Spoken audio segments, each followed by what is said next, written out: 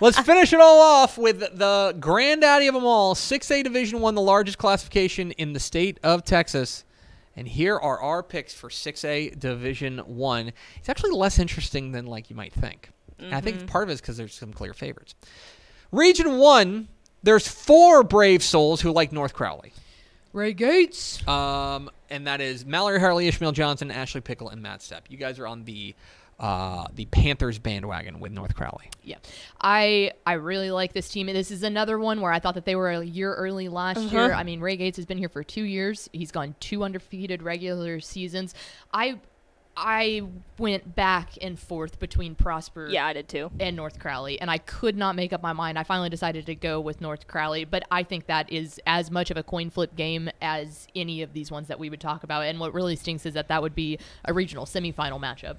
I think North Crowley just has so many playmakers at so many different positions, too. They have the upper hand in almost anything. And then Their they beat a defense, really good Lovejoy team, too. Their secondary is nasty. Uh-huh. Their secondary is very impressive. I They're watched big, that full too. game against Crowley last week, and, I mean, they had 5 picks. Their secondary can get theirs. And that's not a Crowley team that sucks. Like, that's a Crowley team that's done It's a pretty good team, well yeah. this year. They're a little banged up, but yeah, you're Yeah. right.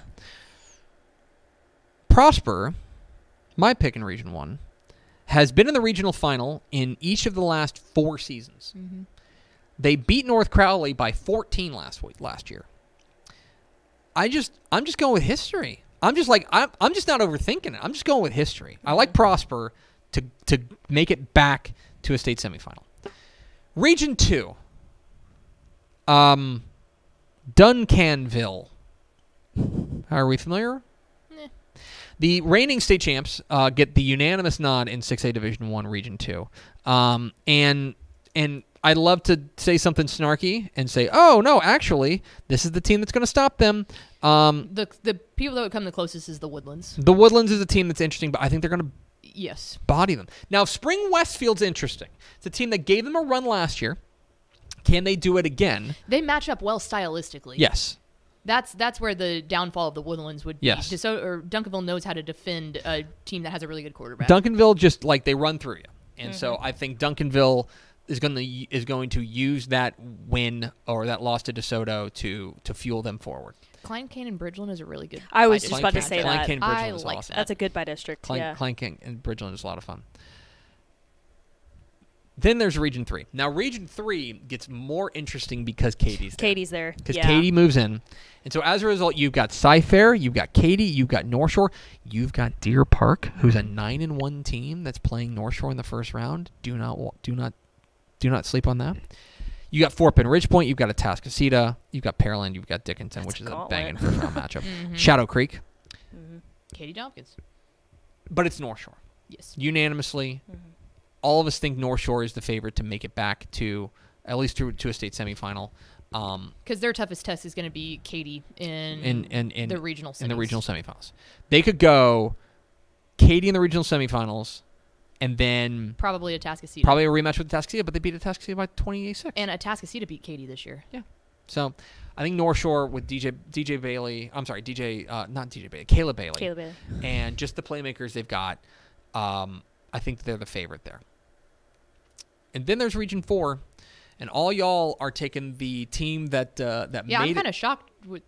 No. made it to a state semifinal made it to a state title game last year in Division 2 in Vandegrift. Vandegrift moves to the Division 1 bracket this year. First round match with Lake Travis. I put all my bags into one basket because I was like, Yeah, I man, did I too. think whoever wins this by district, let me Yeah. repeat that. Whoever wins this by district game will be the winner of this region. Yes. Am I taking crazy pills? Westlake exists, guys. Westlake exists. Westlake has made the semifinals. They've won their region. Let me make sure I get this right. Westlake has won their region in 2022, in 2021, in 2020, in 2019, in 2018, Okay, but here's the thing. in 2017. But you can't just go off of history. I mean, yes, Westlake, you can. Westlake has played. Oh my! they've been I boring guess this year. 2 good teams. I think here's my thing. I think Vandegrift is a better team than Lake Travis. Okay. Hard stop. Okay. I don't necessarily disagree. The only data points that we have on Westlake is Lake Travis and Dripping Springs. That's it. Those are the only two. And it's like they won, but it wasn't by much. A 1 to a 2-score game. I think Vandergrift is better than Lake Travis, and I think that they are better than Westlake. Okay. I think that's fair. I think they're better than I like Westlake. Vandergrift a lot, okay? I think they get better. I think their offense is better. I do not know that I can pick against a Westlake defense in Region 4. I just don't, and I hate to say that because, I mean, Tony Salazar is my boy, and he is a defensive mastermind. I just don't think their defense has looked as good as it has in years past. Because I felt like that's what they were riding on. Last year was definitely their defense. I'm rolling with history. I like Westlake.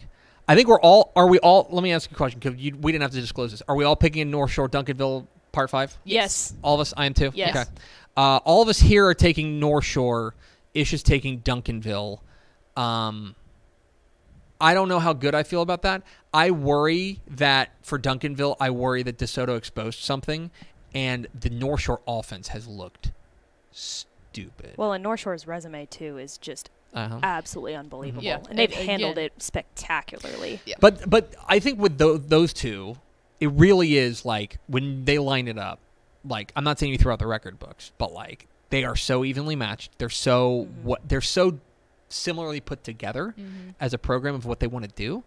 I think it'll be another super close game. I like North Shore because I think excuse me. I think there's an argument to be made that North Shore wins that game if they have their quarterback last year.